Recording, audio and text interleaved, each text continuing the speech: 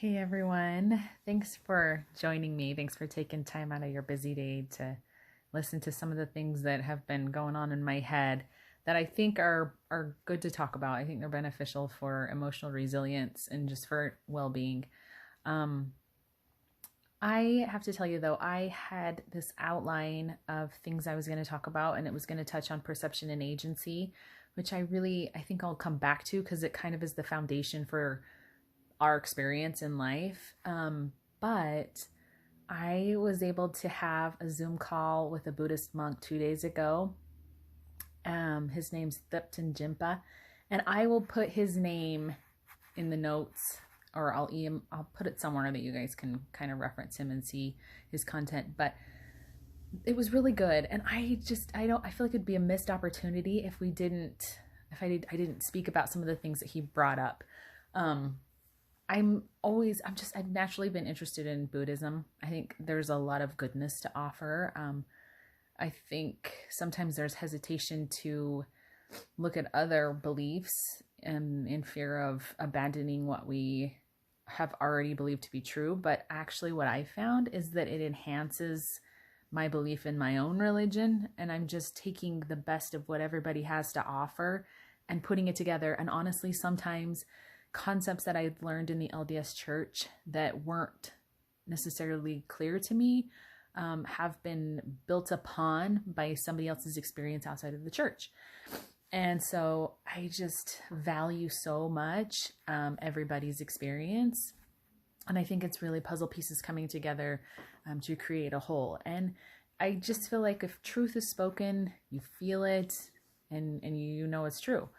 That being said, though, I've mentioned this in my other group Zoom calls.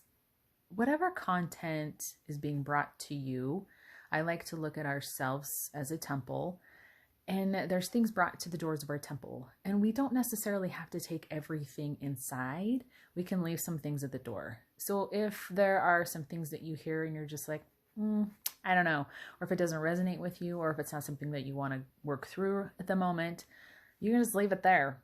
Just leave the package on the doorstep, and maybe you'll look at it later, or maybe you just won't. And it's okay. I think too often we are trying to grab hold of everything, and they all are great. Like, there's so many good ideas. There's so many choices. But the reason why I'm even doing this is because I feel like we get lost. We get lost in the information. We get lost in, the choice. We become overwhelmed, and then we start to become overwhelmed, and that leads more to apathy. There's a quote by, I think it was Maxwell, and he said, sometimes we've been commanded to be anxiously engaged in a good cause, and sometimes we become overly anxious and under-engaged. And I think that's very true, especially in our day right now. It's easy to be, overly anxious and then under-engaged, and then you're just not, you start to kind of even get apathetic. So the thing that I wanted to kind of focus on right now was just the crowning virtue of Buddhism is compassion. And I thought that was interesting because I feel like in Christianity, our crowning virtue is charity. It's the pure love of Christ. But if you look at all the things that charity is, there is love inside every single one of them, and compassion is just part of that. There isn't compassion without love, and so I think it relates. So, I don't have notes. I'm just gonna tell you what happened, what he said, some of the things that I've learned, but I do have a compassion practice. And it's something that I think would be really great to go through in the group Zoom call. And it might surprise you. It's been really good whenever I do it, when I get lost. It's a good one to have. I think too often we wander a little too far from home, and home is here. And so it's good to kind of backtrack and come back home. And that self-compassion practice does that. So compassion, he talks about, and that's just not only having empathy for somebody. So empathy would be feeling the feeling of maybe what they're feeling. You know, and sometimes we take on that burden and it becomes overwhelming. And so there's two sides to all these virtues. But empathy is a pathway to compassion. They've done studies in neuroscience. This is something that I learned in neuroscience, that when you are in a state of compassion, when you are thinking of somebody and something that might be difficult for them, the part of your brain that drives action starts lighting up. It's just a natural response to help you not just think about the things that are maybe going wrong in their life, but it propels you to act. And so I think that's such a beautiful thing too, because when we allow ourselves to act, then that kind of lets the air out of the burden of empathy. So I'm trying to think of an example. I actually have an example. I don't know that it feels weird to share, but maybe I'll keep it really general so I don't have to have any specifics here. But I knew a family that went through a really hard time, and I felt so horrible for them, and I kind of put myself in their position, and I just couldn't imagine the pain that they were going through. And I didn't really know how to help. So I was just feeling this hurt for them. And I was saying some prayers for them, and I was kind of giving it to God, saying, I don't know, can you help these people? I don't know what they're going through, but I can't imagine it. Then these people reached out and said, look, this is what we need. If you could just do this one thing, then that's what we need. And I thought, yes, let's do that. So we did the one thing, and it really just helped me feel united with them in that. And it really just kind of, I don't know, it was a good way to make it a full circle instead of being kind of stuck in this like, ugh, you know, I want to help them, but I don't really know what to do. So if you can act on those thoughts of wanting to help somebody, then it kind of gives it a completion. And so I thought that was really good. Also, and I want to specify this too. So when you're going through a hard time, but not necessarily something that's debilitating, like I'm not talking about like a depression where you can't get out of bed or function, but if you're just feeling like, in the Christian church, in our LDS church, we've always been told to look for someone to serve. And in this Buddhist, and what he learned when he was going through his Buddhist training as a young man, they were saying they related that to compassion. And it goes hand in hand if you think about it. If you're thinking of somebody who might need help and you're acting to help them, it's the same thing as serving. It's the same thing as serving them.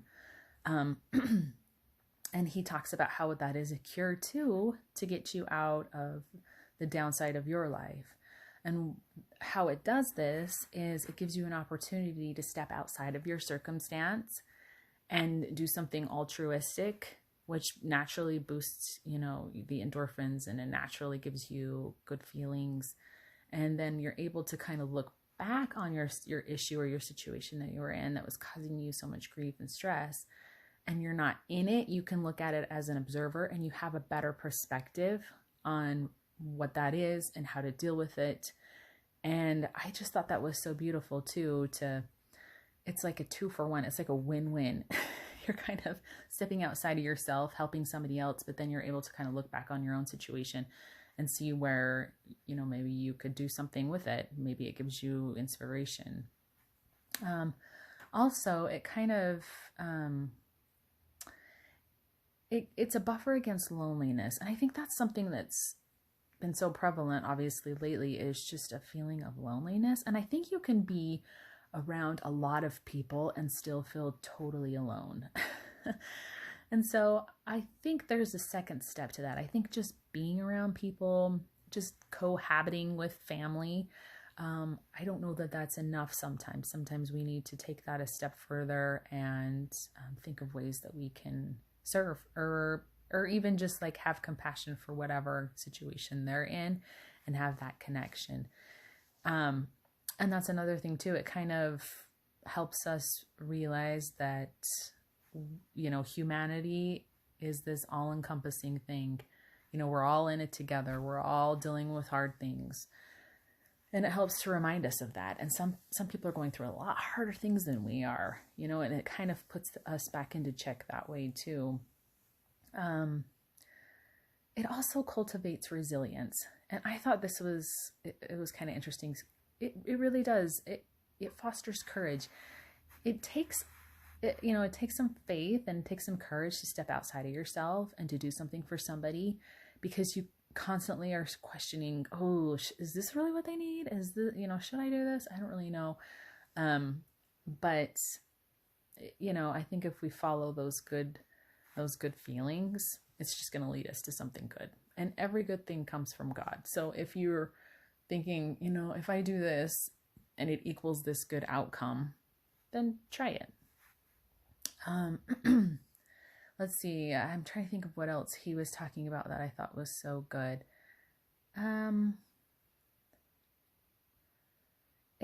Another thing too that I really liked that he talked about is if we're stuck in a situation where we feel judgmental or we feel like we're comparing ourselves to other people, having compassion can kind of deflate or dissipate judgment. If you are judging people, like I think it was Mother Teresa said, if you judge people, you don't have time to love them. And I think it's true. The opposite is compassion. If you're really having compassion for somebody and you're really trying to help them, you really don't have time to judge them. You're really not judging them. And when you offer mercy and when you offer support, it just feels, it feels so good. And so I think that just thinking, if you're in a place where you're like, oh, I'm feeling really judgmental or I'm feeling really, maybe check yourself and see what's the opposite emotion you want to be feeling and how do you bridge that gap from being judgmental to having compassion and to think about how they might be feeling. One of the things that I kind of wanted to share, and I think it's maybe relevant. So I'll tell you a story, because there was a question that came up in the Zoom call and a lady was like, how do you have compassion for somebody that you feel like is hateful or, totally goes against everything that you believe in? And they're really hard to have compassion for. How do you end up having compassion for that? And Thupton, he was like, well, start easier on yourself. Start with a child and try and have compassion with them, and then work your way up to, those people that are really hard to deal with. But I had a thought when he was talking about this, and it's a story that Tim told our kids years ago, but it really stuck with me. So he was talking about, there was a guy and he was trying to catch, I can't even remember, he was trying to catch raccoons or something. There was raccoons in his garden. So he had a trap out, and one morning he went out there and he had caught something. He's like, oh good, I got the raccoons. And he goes out there and it was a little fox. And he's like, ooh, I wasn't trying to catch the fox, but the fox was hurt in this cage. So he was trying to open up the cage to help the fox get out. But because the fox was hurt, it was growling at him and biting at him and nipping at him. Even though this person was just trying to help him, because the fox was in pain, he was reacting out of aggression and, he was being mean.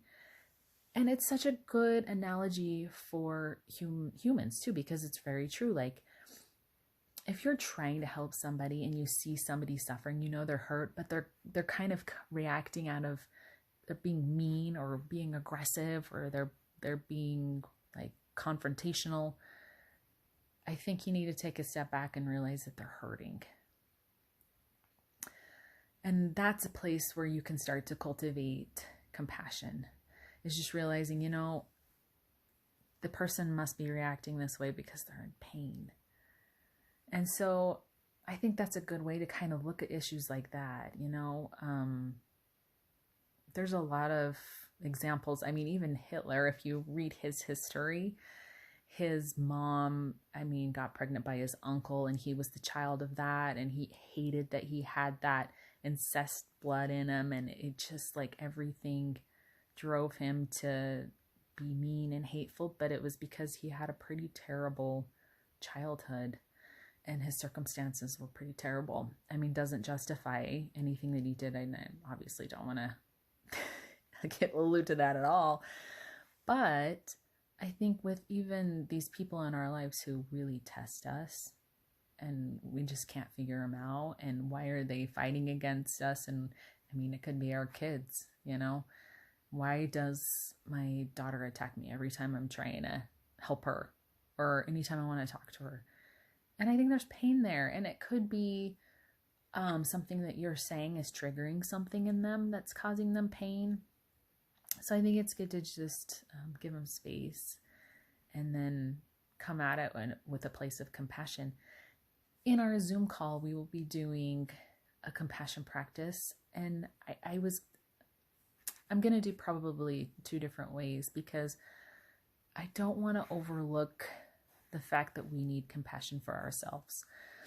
And I think that's something that almost needs to be cultivated first.